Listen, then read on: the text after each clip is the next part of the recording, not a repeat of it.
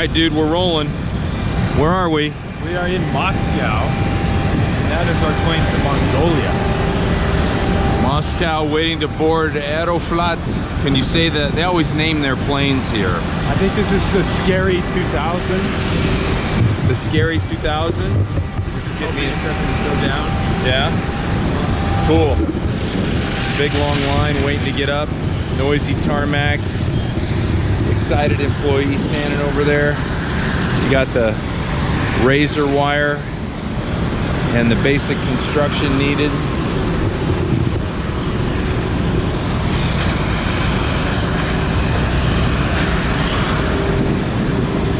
Here we go. Now, where exactly are you sitting? I can't quite remember. I have my own private seat in the back of the plane. Really? That's cool. I got my own private seat too. You have to share with somebody. Okay. I don't know. I try not to throw my wealth around like it's nothing. Throw your wealth around.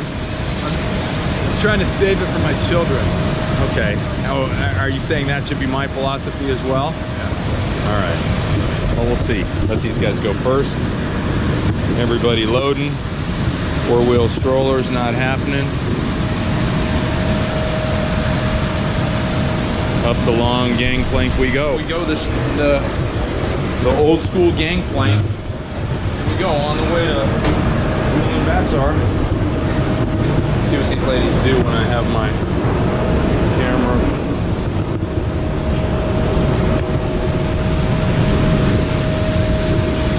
Big engine, Rolls Royce.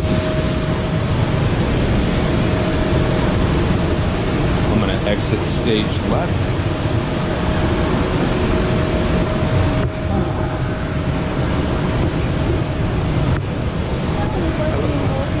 Thank you. Go straight to the window seat to your left. Thank you.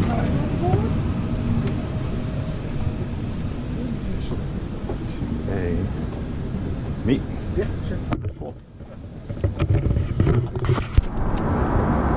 Well, we're at the back end of a 5-hour flight, 105 miles out of Ulaanbaatar,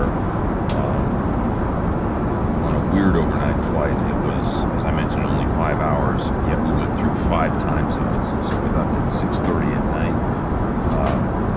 out of Moscow, and we're arriving into Ulaanbaatar, Mongolia, at 5:40 in the morning. Just because we were so far north, I had the opportunity to fly business class, which is kind of cool. Got to sleep some in this entire plane. I don't know if you can tell what's here. My particular section, I counted, I think, 22 seats and 5 passengers. Seems like a waste. You would think they'd drop the price a little bit and get more people up to the front of the plane. But Aeroflot doesn't work that way, I guess. Seatbelt is fastened. Your seat is in an upright position, and your tray table is stowed. Thank you.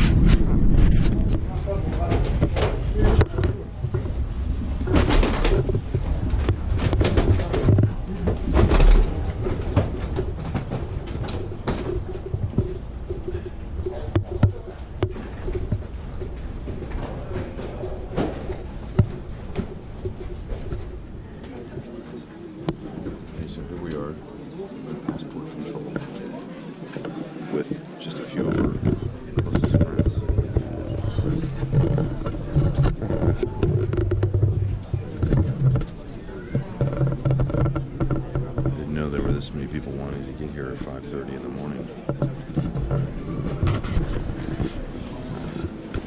Okay. So now we cleared customs, giving me my pin back. Minor problem with that. And now we go get our luggage and find Bat.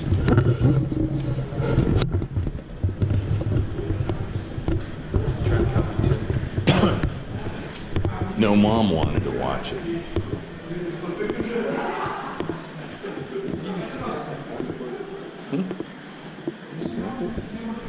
Stamped it somewhere.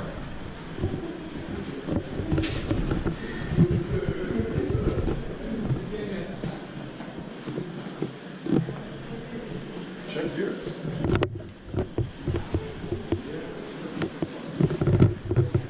This is weird. I've never seen where you can buy alcohol and cigarettes coming in. It's like you're already out. Usually duty free is going out of the country, not in.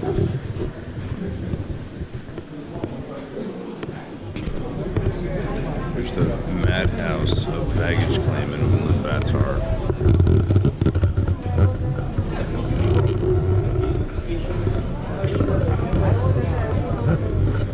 This is a country where everybody hovers right in front of the belt, so nobody can pick up their stuff. Something I've never seen before. There's a group over here that's actually used their carts to block the belt so that nobody can get to it.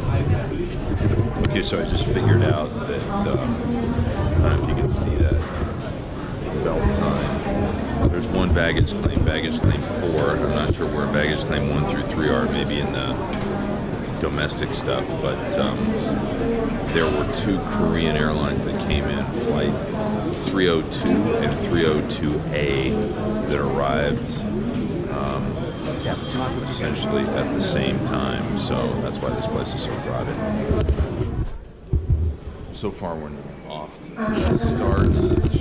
There's about 75 people that didn't get their luggage off the Aeroflot flight, and now they are standing somewhat of a line, filling out the lost luggage paperwork so that they can track it down. And unfortunately, Sawyer is one of the lucky winners that didn't get his luggage. I got mine, but he didn't get his. We'll see what happens. Okay, so here's our room. Such a nice little room. Sawyer's bent because his whole life is gone, and mine is here. I've already cleaned that for Mom, just so you can see what our room looks like.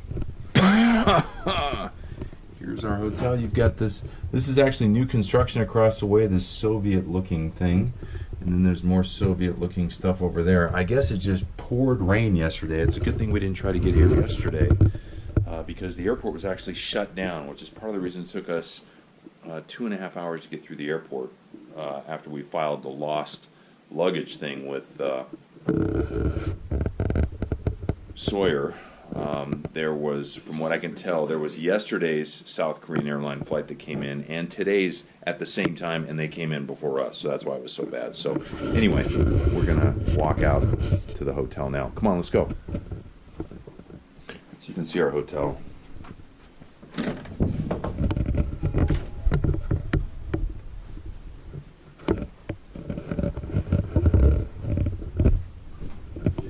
Yep. Thank you. Hurry up, Sawyer. Don't worry about it.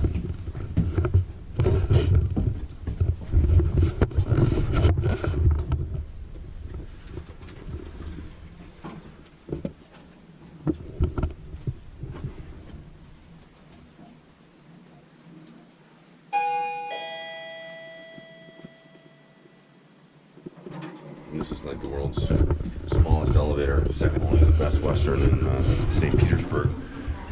So this is the lobby. Restaurant now closed. Heavy use of marble. There's the front desk. And out we go. So we were told that the place to get a SIM card is 1,600 meters up this street. 600 meters. So as we're walking, it's rather mild. Here we go. What else? I'm doing the Herald hold. Let's call it this Herald hold so we can walk this way. So we're looking for Unitel, and we're looking for Moby Dick? What's the Mobius? That's a singer. Anyway, up here, where we're going. So one of the things you find here, I don't know if you notice anything, but they really like Priuses here. There's Prius. Yeah, I mean 50%, well, over 50% of all the cars are Toyotas. Oh, I got Bat calling me. Hey, Bat. Hello? Bat. Well, what defines a second world versus a third world? Versus a first? So, Nuclear? based on the news cycle, the first world country, you know where the country is. Like if a news event happens, it's a second world. It says phone card. How do you know that? Okay, If well, it's a second world country, it makes the news, but you don't know where it is. If it's a third world country, you don't know where it is. okay, so, yeah. Looking for phone cards. See if they speak English. You see them? No, cosmetics. They wouldn't put them in there. Little grocery store with, saw those beers before. Interesting, they're smaller in size. Same thing with the waters. People in this part of the world don't seem to drink as much water as we do. Okay, so here we are. Buying a SIM card. And data in these computers. Over here at this wall, there's like 20 gig of data for 40,000 to Grix, which is $15. So 20 gig of data for $15. Wish we had this in our place. In America? Yeah, but what? It's much less advanced. What, the data? Data's data. I guarantee you it's slower. 77. They're very organized here. They've got the numbers up on the walls there. We're number 79. There's 76. Those people are waiting patiently and quietly. These people are waiting. It's very first world. 78. Finished buying data. And for $15, Sawyer got 10 gig. And because I bought 2 cards, I actually got 18 gig for $15. How cheap is that? I'm moving to Mongolia just so I can have cheap data.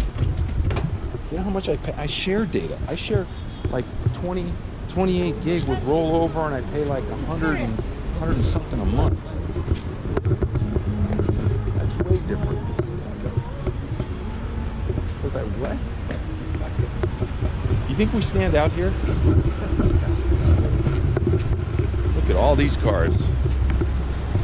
Whoever said there's no traffic in Mongolia? No, but Look at this. Everywhere I look, there's Priuses. I could have driven here when I had my Prius. So what are your observations so far on what Mongolia is like? all I know is I don't have any clothes. Oh, you're still whining because you're a man without a country. It's exercise. Dude, it's somewhere between here and Moscow. They'll get it here We have no tomorrow. idea where it is.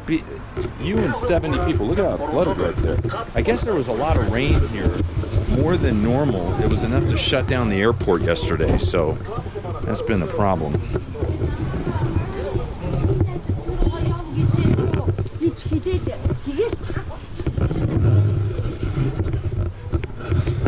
Mongolian observe, sounds more like Chinese than it does Russian. So it's kind of interesting.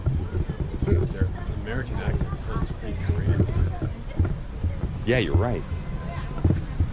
Which is why I can understand them and you can't. Why? Because of all your interaction with Philip? Philip. They can't say their L's either. Maybe.